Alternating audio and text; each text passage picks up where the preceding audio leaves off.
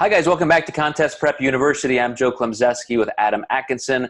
We're going to go 2 more times back to the well in the series on busting through plateaus. And this time, Adam, we gotta kind of circle back to where we started, which is the metabolic effect. We've gone through all of the tangible, concrete things that we can affect before we cut calories, but there is an effect of metabolism. You said this in the very first episode, that over time in a calorie deficit, through survival mechanisms, your metabolism, and it's a good thing, will start to down-regulate. So next episode, we'll talk about how to adjust calories and so forth. But do you notice, at what certain times of a person's dieting experience or journey do they start seeing some very noticeable slowdowns in their metabolism that may need to be addressed? Yeah, definitely it's hard to say because everyone's ready at such different times. But at the end of prep, you severely see that slowdown, not only just because, body fat cells are so minimal now. There's not a whole lot body fat to lose like there was in the beginning of prep. So that doesn't even mean it's a hormonal thing. It's just the act of you dieting. There's just so much less to lose that progress, losing, a pound could be a large percentage of your existing fat stores left at this point in the game. So I think you just always kind of see that at the end. Also, as you diet down, your thyroid becomes less optimal because you've been dieting so long. That's just one of the survival mechanisms. Also, your testosterone typically lowers. And then one of the big things that I think we don't think about, but this is just how deep this metabolic adaptation goes. The brain fog during prep, like the act of you not even thinking as clearly, is a metabolic adaptation. You're burning less calories just thinking, breathing, surviving than you were before. And another thing is, like you said, people just don't get off the couch as much. Maybe they used to go shopping on Saturday. They stopped doing all the things they used to do because there's an energy crisis.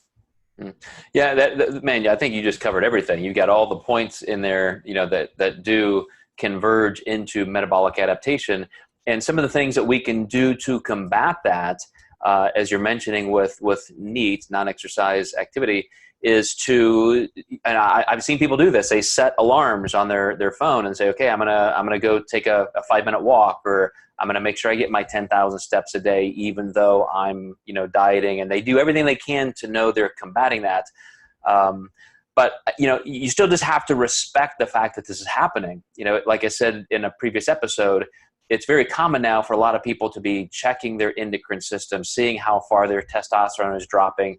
I've seen clients, even blood work of your clients, Adam, that you sent to me, their thyroid stimulating hormone is really fluctuating differently, when they're deep into a calorie deficit. And so some of that stuff is just absolutely normal. And the fact that you're getting enough sleep, you're training hard, you're eating high quality foods is how you buffer all those effects. But it's still simply going to happen because now, besides all of that down regulation, you're smaller, you're less weight, you have, you're becoming healthier because of the extra cardio you're probably doing. And so your body just doesn't need to burn as many calories. And that's actually a healthy thing.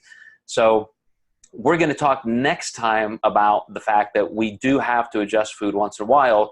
But is there any last bits of advice or things that you do just to try and keep metabolism as high as possible, Adam?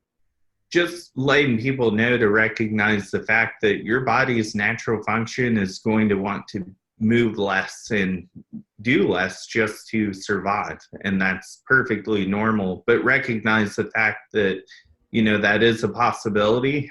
Try to keep moving. Sometimes when you're feeling super tired, the best thing you can do is, like you said, go for a walk, get your heart rate up.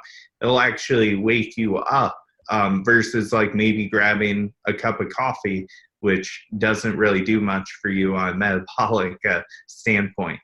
Yeah, that's an absolutely important point, that you can actually feel better and feel more energy just by making sure you stay active. So All right, guys, we are closing in. Final episode coming up next. We're going to talk about, finally, if you do need to adjust your calories or your macros, first go through that entire list, every single topic we talked about in these episodes, but you will have to make some changes. So come back next time and we will show you how in Contest Prep University.